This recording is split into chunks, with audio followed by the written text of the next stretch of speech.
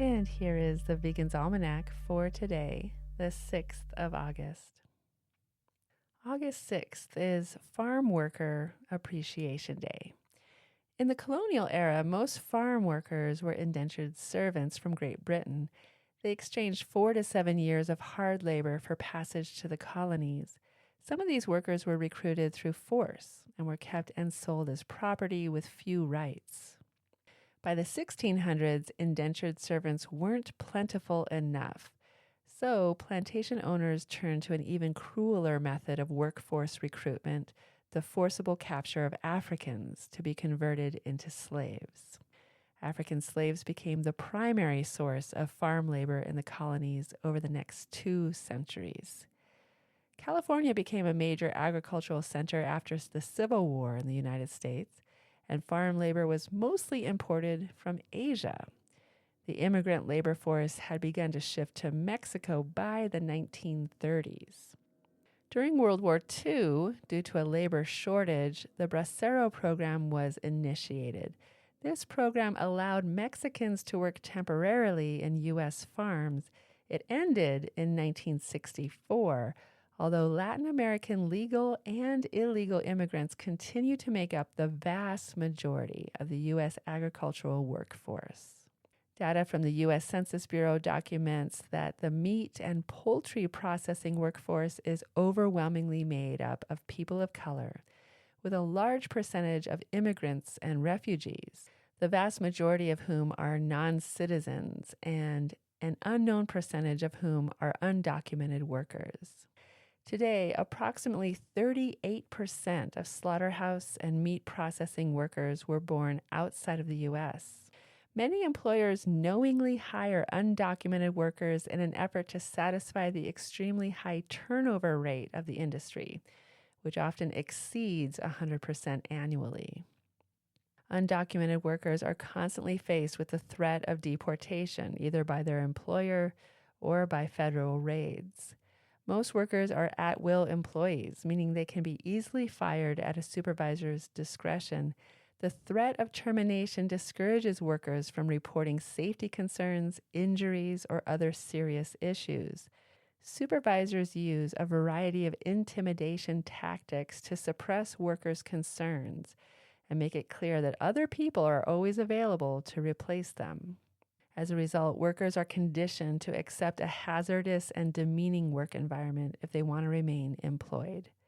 Slaughterhouse workers are exposed to serious risk of injury, with amputations occurring on average twice per week in the United States. The single largest factor contributing to worker injuries is the speed at which the animals are killed and processed. In an industry where profit margins are slim and volume is everything, workers are endlessly pressured to kill more animals in less time. Rather than regulate line speeds for the interest of worker safety, line speed is limited only by federal sanitation laws. Most facilities operate nearly 24 hours a day, 7 days a week, killing and processing hundreds or thousands of animals each hour. As one worker stated, "The line is so fast, there is no time to sharpen the knife. The knife gets dull and you have to cut harder. That's when it really starts to hurt, and that's when you cut yourself." According to the American Psychological Association, slaughterhouse workers can experience a form of PTSD called perpetration-induced traumatic stress, or PITS. Those who suffer from PITS are the causal participant, meaning that they are the reason for the trauma of another being, rather than being the victim of trauma themselves. The symptoms of PITS are similar to symptoms of PTSD in the sense that they both experience substance abuse issues, anxiety, depression, and the dissociation from reality. Several organizations are dedicated to helping farmers transition from animal agriculture to plant-based farming. Here is a partial list of these organizations: Transformation Project from Mercy for Animals, Animal Outlook's Farm Transitions Program, Rancher Advocacy Program, or RAP, from Rowdy Girl Sanctuary, Farm Transformation Institute, and check out the resource called the Farmer Toolkit. These organizations offer a range of support, From direct financial assistance and technical guidance to educational resources and networking opportunities, helping farmers navigate the complexities of transitioning to plant-based agriculture. And here's a poem for today, Saturday on the Farm by Edwin C. Ranck. 'Tis Saturday morn and all is bright by nature's own endowing. The sun is fiercely giving light and only me plowing.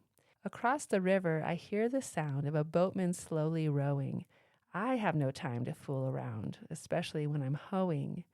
And when the dinner hour has come and thoughts of work are fleeting, I only hear the insects hum because I'm busy eating. At night when all things are at rest, safe in old Morpheus's keeping, no troubles do my mind infest, for I am soundly sleeping. Saturday on the Farm by Edwin C. Ranck. This has been the Vegan's Almanac with a reminder to be vegan for the farmer, too.